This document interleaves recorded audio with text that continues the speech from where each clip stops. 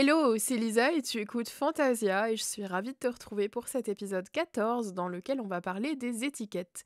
Mais avant ça, si jamais tu me suis sur Spotify et que tu as envie de voir ma tête pendant que je raconte l'épisode, tu peux aller le visionner sur YouTube puisque j'ai changé la vidéo d'illustration YouTube, j'ai mis ma tête à la place, j'ai capté l'épisode en fait en l'enregistrant, donc n'hésite pas à aller le checker si jamais ça t'intéresse et puis on s'attaque tout de suite donc aux étiquettes.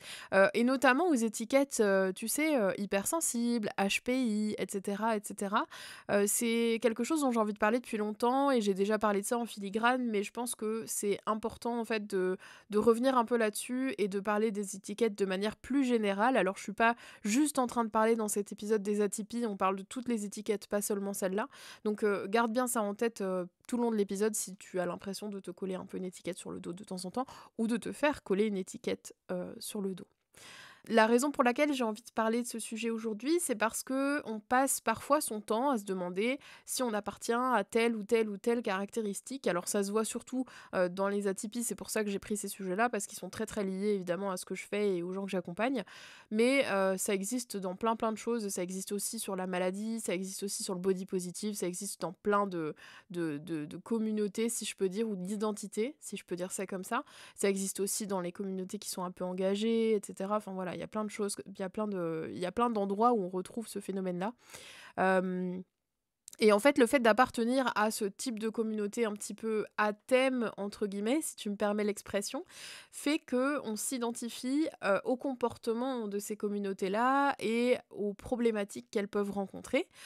Par exemple, si on reprend l'exemple des atypies, ben, si on prend l'exemple des hypersensibles, par exemple, c'est des personnes qui ont la réputation de ressentir très très fort les émotions, donc d'être des gens qui sont très engagés, mais d'un autre côté, qui sont aussi des personnes qui ont parfois beaucoup de difficultés à gérer leurs émotions. Et du coup, parfois, les gens viennent me voir en me disant je suis hypersensible, donc je ne sais pas gérer mes émotions.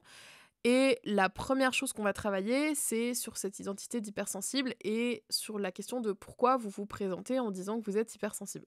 C'est quelque chose qui m'intéresse énormément de déconstruire et qui, en général, commence déjà à donner un peu des déclics aux gens sur la manière dont ils gèrent leurs émotions et leur existence par extension, puisqu'on est des êtres humains émotionnels et qu'on vit des émotions au quotidien.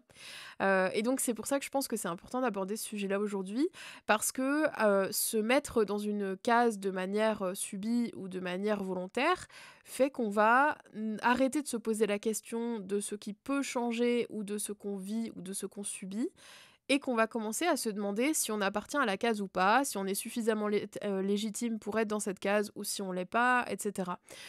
Beaucoup de personnes qui sont hypersensibles, en tout cas qui se disent hypersensibles et qui viennent me voir, me disent aussi parfois «mais j'ai pas été diagnostiquée». Mais en fait, moi je m'en fous, c'est-à-dire si t'es pas en situation d'hypersensibilité, je vais pas pour autant te rembarrer en te disant «non désolé, moi je prends que les vrais». Enfin à un moment donné, le but c'est tout simplement que tu puisses avancer sur ton chemin, que tu puisses te sentir mieux, te sentir plus épanoui, plus libre d'être toi-même, plus confiant d'être toi-même, mais on s'en fiche de si tu as eu le diagnostic, entre grands guillemets, d'hypersensibilité ou pas.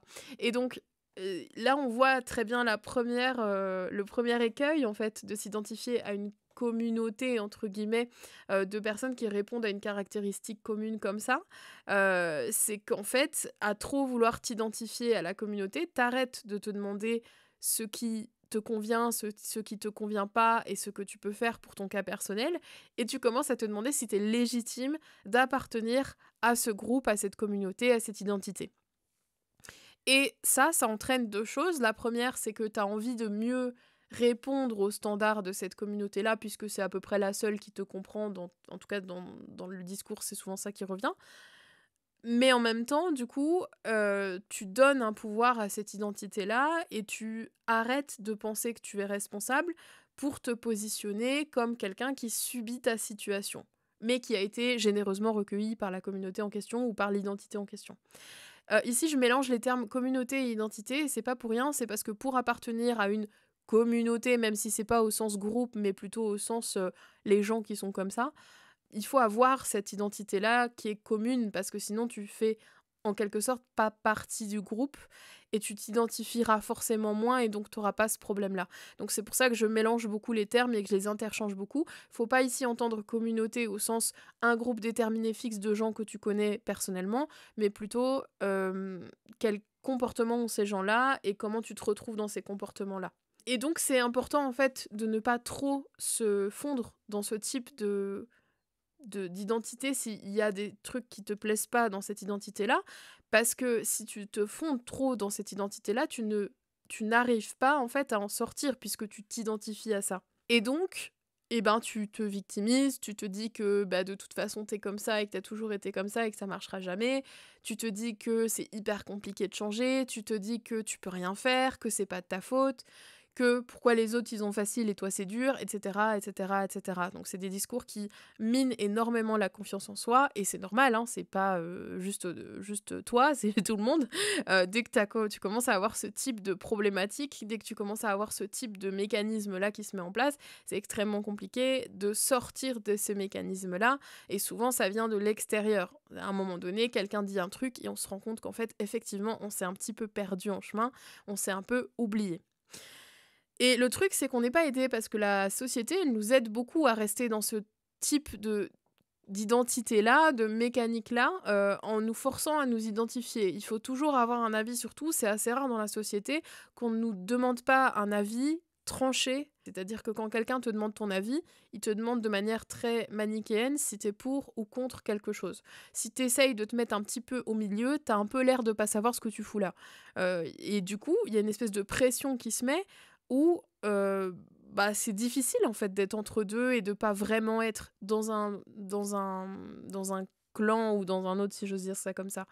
Et donc forcément, eh ben, tu te retranches vers des personnes qui te ressemblent et donc ça te pousse à t'adapter à une communauté, à avoir les comportements de cette communauté et à rester dans tes problématiques comme je disais juste avant.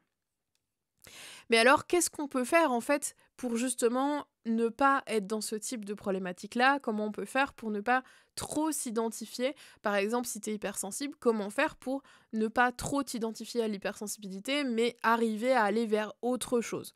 Bah, la première chose, comme je le disais, c'est de se détacher de l'étiquette. C'est-à-dire que c'est pas parce que tu es hypersensible que tu vas toujours être incapable de gérer tes émotions, que tu vas toujours les subir et que tu vas toujours les ressentir trop fort.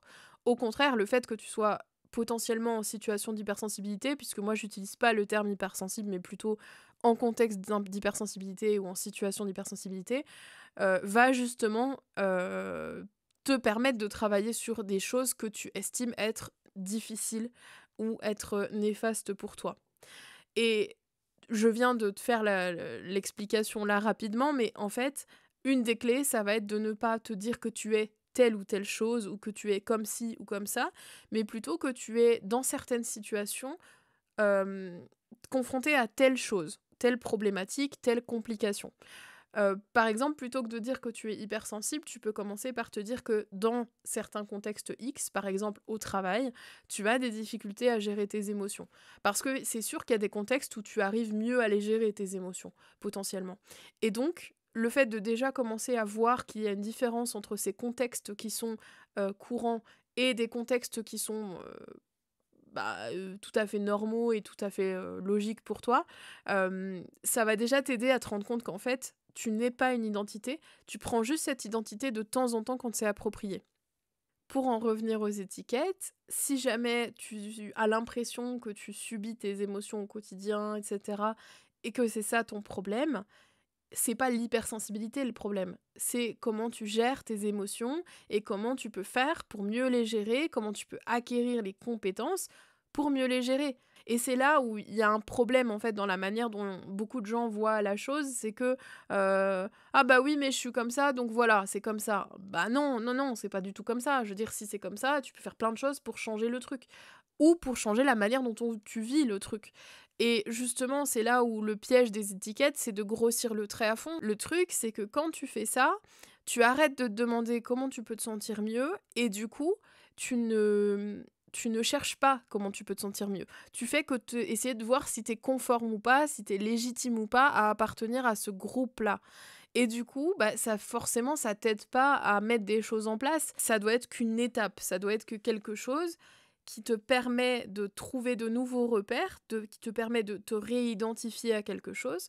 Mais après, il faut avancer vers quelque chose de mieux. Enfin, je dis il faut pas. En vrai, tu fais bien ce que tu veux. Mais j'imagine que si tu écoutes le podcast, c'est que tu as envie d'aller un peu de l'avant et que tu as envie de sortir de certains schémas que tu connais déjà. Et donc, potentiellement, tu as envie d'aller mieux, de te sentir mieux et de mettre des choses en place. Maintenant, si c'est pas le cas, c'est pas grave, c'est ok.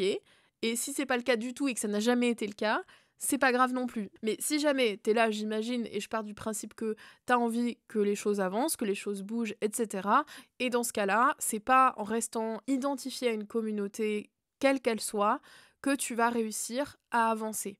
Ça va peut-être te faire avancer sur certains points, mais ça va pas te faire sortir des problématiques que t'as.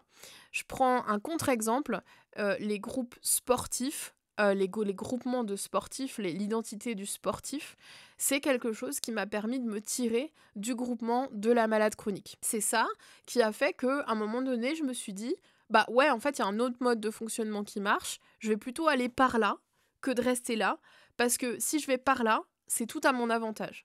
Et c'est là, en fait, où tu te rends compte que en jouant avec les identités que tu te donnes et en te les choisissant vraiment avec soin au lieu de t'apposer le premier truc qui passe par là et que tu as l'impression de correspondre un peu, eh ben tu peux justement arriver à te sentir mieux.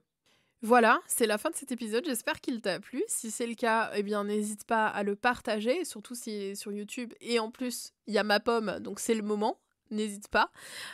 Et puis mes DM sont toujours ouverts sur Insta si tu as envie de discuter, si tu as envie d'échanger, si tu as envie d'échanger sur une problématique qui t'occupe, tu peux aussi prendre rendez-vous avec moi sur mon site. Et puis, eh bien, je te souhaite une très très bonne journée ou soirée selon l'heure qu'il est, l'heure à laquelle tu regardes ce podcast. Et puis, je te dis à très bientôt pour de nouvelles aventures, à dans 2 semaines très précisément pour un nouvel épisode. Et d'ici là, porte-toi bien. Ciao!